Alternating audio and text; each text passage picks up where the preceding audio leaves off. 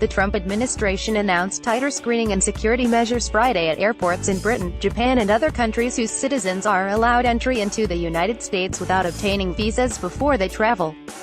Travelers probably won't notice any immediate changes under the new standards, which are aimed at improving screening procedures at airports in the 38 countries involved in the visa waiver program. About 20 million people a year now travel to the United States under the program, which permits stays of up to 90 days without a visa. Department of Homeland Security officials said they also want to crack down on visitors who abuse the program by staying longer than 90 days. Last year, more than 500,000 visitors didn't leave as required, though only about 147,000 came from visa waiver countries, officials said. If more than 2% of a nation's travelers don't leave on time, their country might have to establish a public education program for its citizens, the department said. 4 of the 38 countries now exceed that 2% standard: Hungary, Greece, Portugal and San Marino, a tiny state inside Italy, authorities said. Since his first days in office, Trump has moved to restrict access to the U.S.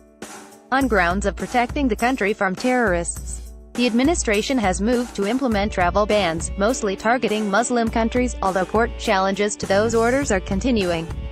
In remarks Friday at the FBI Academy in Quantico, VA, Trump repeated his call to end a visa lottery and a system that gives priority to reuniting family members in favor of a merit-based visa system. "You think the countries are giving us their best people?" Trump said. "They give us their worst people. What a system, the lottery system." In announcing the new standards, Homeland Security officials said the heightened security measures were not prompted by any specific terror incidents or threats.